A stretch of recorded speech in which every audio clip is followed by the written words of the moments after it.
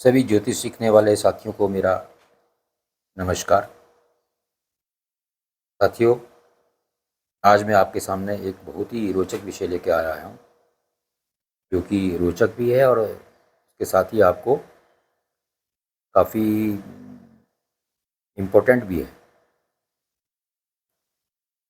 क्योंकि ये हमारे जीवन से, वैसे तो सारे विषय ही हमारे जीवन से संबंधित होते हैं, क्योंकि ये जन्म कुंडली हमारे जीवन से ही संबंधित है, हमारे भविष्य से संबंधित है। लेकिन आज जो मैं विषय लेके आया हूँ ये काफ़ी महत्वपूर्ण है। तो आज हम साथियों बात करेंगे, जो हम अपने जीवन में कर्ज लेते हैं, ऋण, लोन्स, एडवांसेस, डेट्स इनको हम बोलते हैं। तो आज उसके विषय में बात करेंगे। जैसा कि आपने टाइटल देख ही लिया है कि हम देखेंगे कि हम अपने जीवन में कर्जा ले पाएंगे,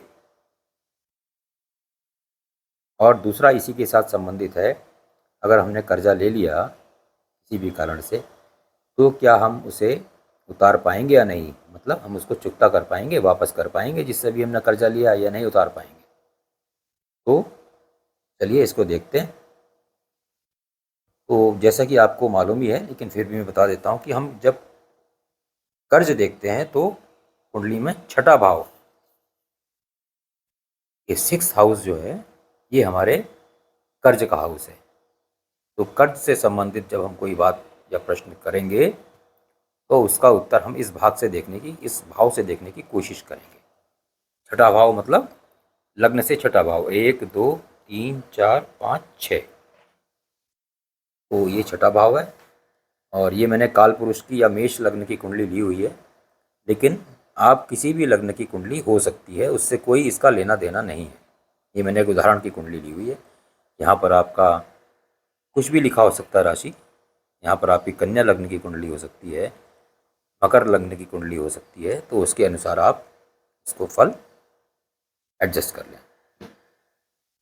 तो साथियों, इस छठे भाव से हम ऋण देखते हैं और बाकी चीज़ भी देखते हैं, शत्रु देखते हैं, ऋण देखते हैं,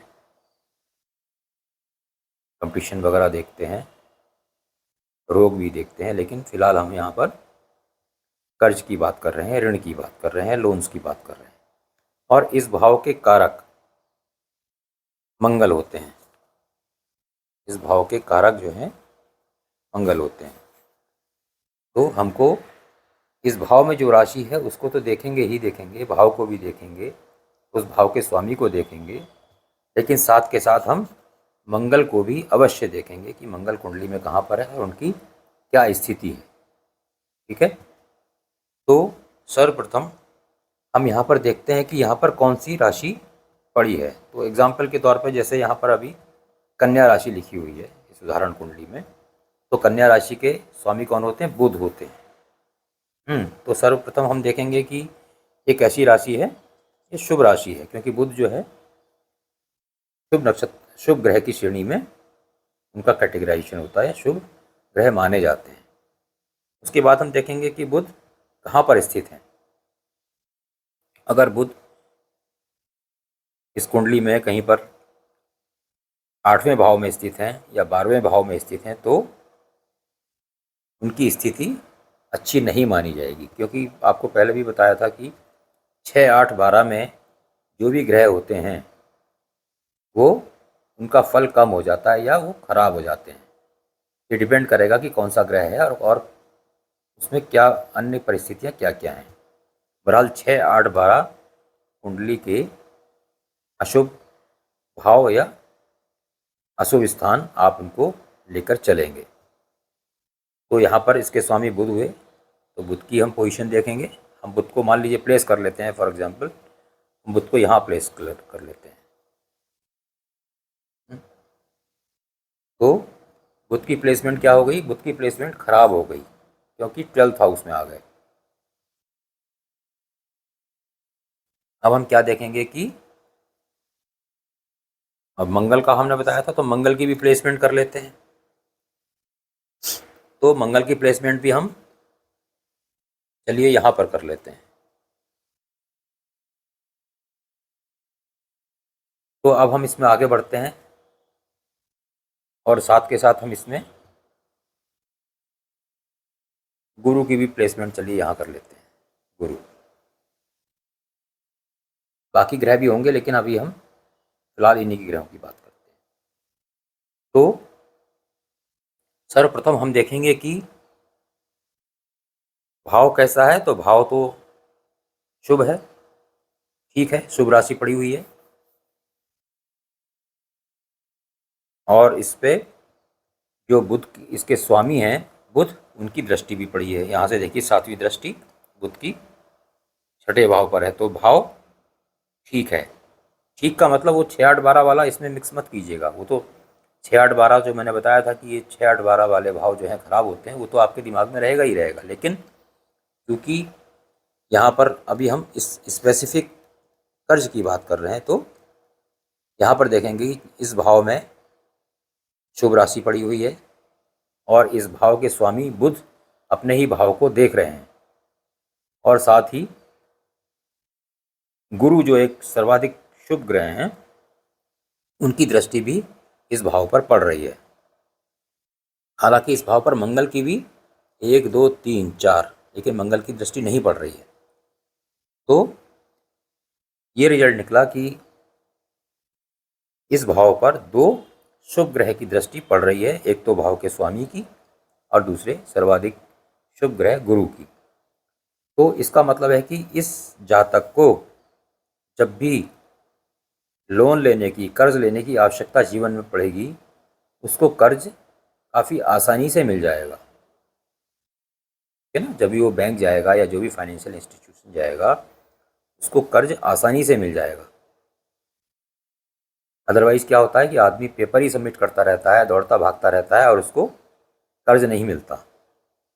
लेकिन चूंकि ये भाव और भाव के स्वामी स्ट्रांग है और अच्छे प्रभाव पड़ रहे हैं, अशुभ प्रभाव नहीं पड़ रहे हैं, तो उसको कर्ज मिलने में काफ़ी आसानी होगी।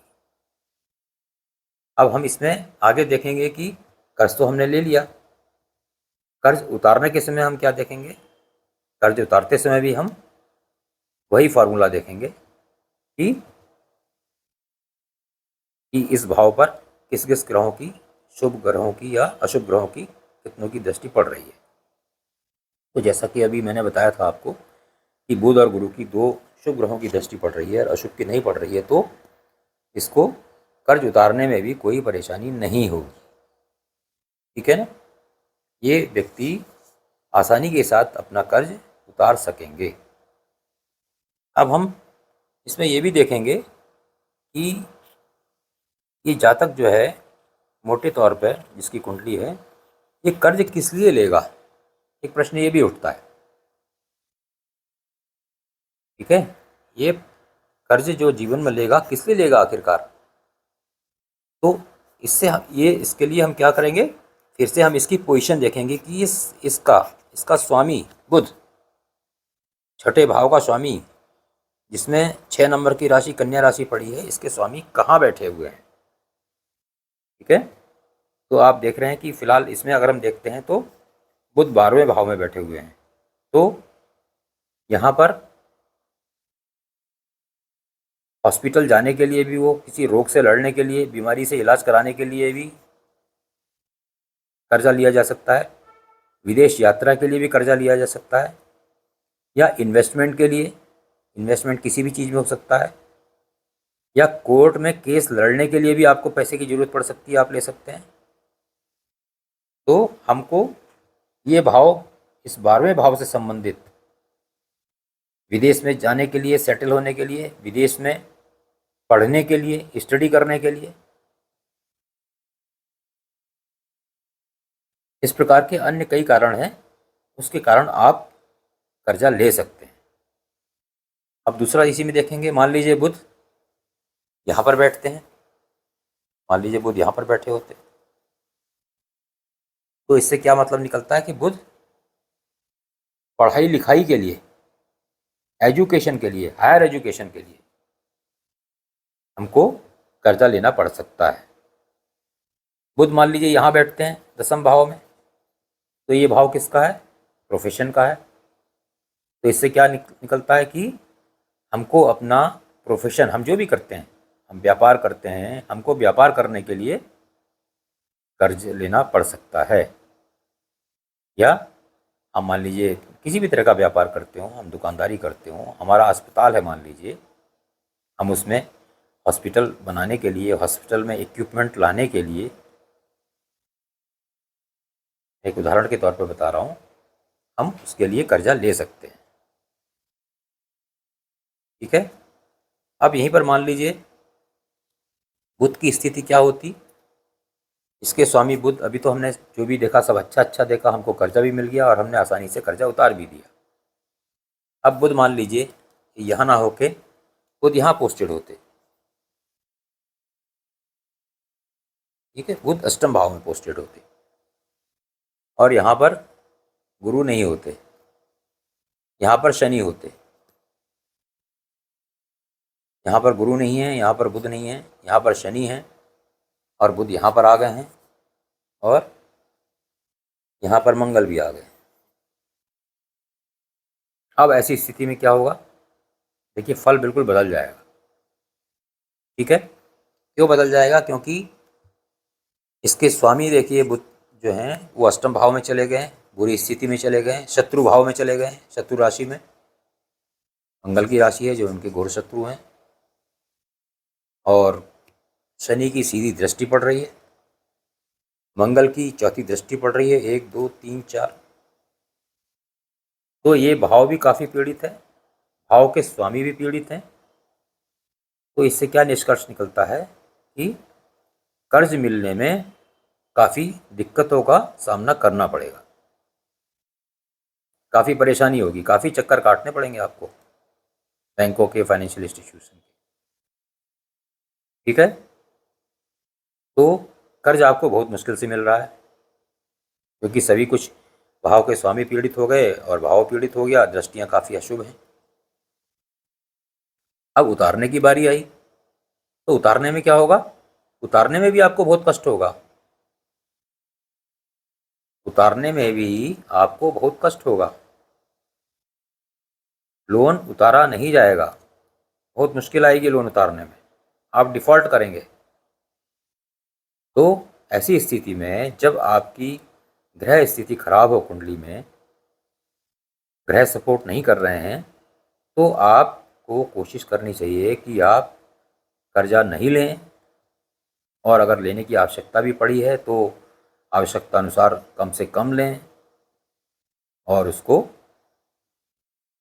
लेने के बाद उसका सही यूज करें और उसको सही समय से उतारने का प्रयास करें। अन्यथा अगर आप लापरवाही से लेंगे, ग्रह स्थिति खराब है, आप भी लापरवाही दिखाएंगे, तो वो कर्जा आपके जीवन को बिगाड़ सकता है। तो साथियों, ये छोटी सी एक जानकारी थी, और अगले अंक में कोई नई जानकारी लेकर मैं फिर उपस्थित होऊंगा। चैनल को सब्सक्राइब जरूर कर दीजिएगा। तब तक के लिए आप सबको मेरा नमस्कार।